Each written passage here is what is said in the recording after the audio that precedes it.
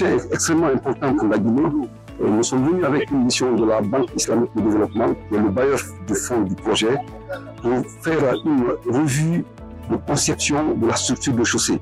La structure de chaussée initialement prévue ne répondait pas aux normes de qualité pour une route durable. Vu le trafic sur ce tronçon de route, nous avons jugé nécessaire de faire une révision du concept de la structure de chaussée en introduisant la grave bitume.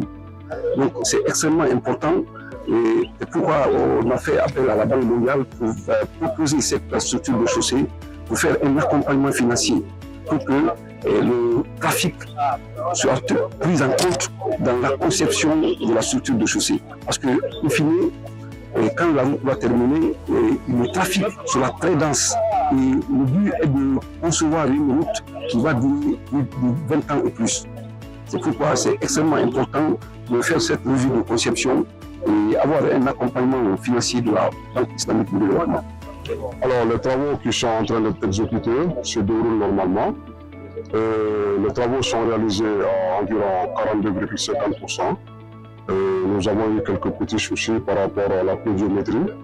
Il y a eu des pluies très abondantes dans la zone du projet au mois d'août et en septembre. Donc, nous étions les pluies qui a ralenti un peu l'exécution. Les travaux se déroulent normalement.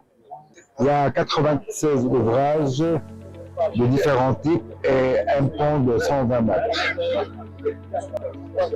D'ailleurs, après analyse du dossier d'appel d'offres, nous avons vu qu'il y avait des lacunes et nous avons, avec la mission de contrôle de l'administration, analysé et prévu des améliorations techniques en incluant une grave bitume sur la chaussée qui renforcerait quand même la durabilité de la route.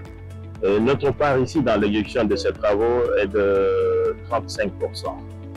35%, nous travaillons sur un tronçon de PK0 au PK23.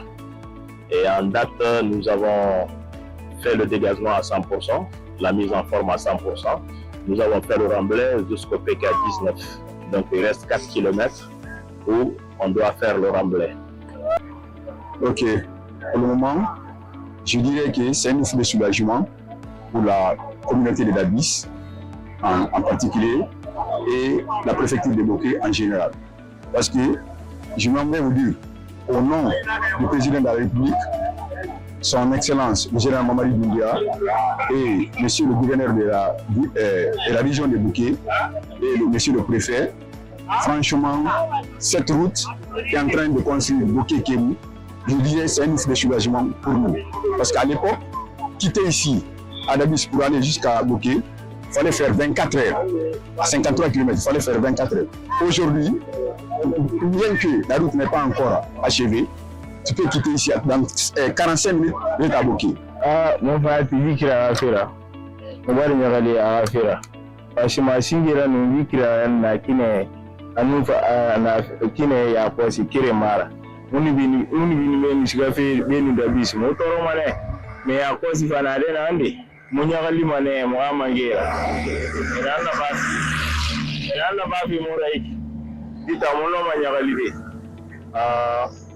Dit à la femme mon mayati ati.